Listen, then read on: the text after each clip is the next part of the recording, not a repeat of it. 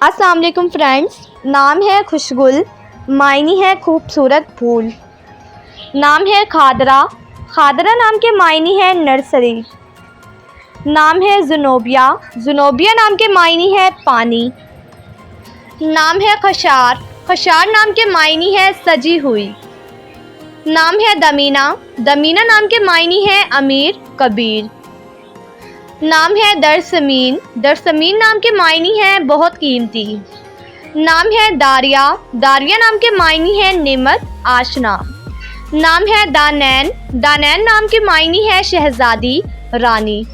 नाम है राफदा, राफदा नाम के मायनी है साथ देने वाली। नाम है रीफ़ा, रीफ़ा नाम के मायनी है रहीम मेहरबान। नाम है दमामा, दमामा नाम के मायनी है नज़ारा। नाम है रफ़खा, रफ़खा नाम के मायनी है मुबारकबाद। नाम है हमादा, हमादा नाम के मायनी है हम्द करने वाली।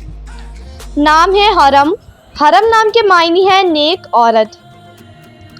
नाम है हलीमा, मायनी है हज़रत मोहम्मद सल्लल्लाहु अलैहि वसल्लम की दाई का नाम। नाम है हरीम, मायनी है काबिल एहतराम। नाम है हमामा, हमामा नाम के मायनी है खूबसूरत हसीन। नाम है हफीदा, हफीदा नाम के मायनी है महफूज रखने वाली। नाम है हलीफ़ा, हलीफ़ा नाम के मायनी है दोस्त साथी।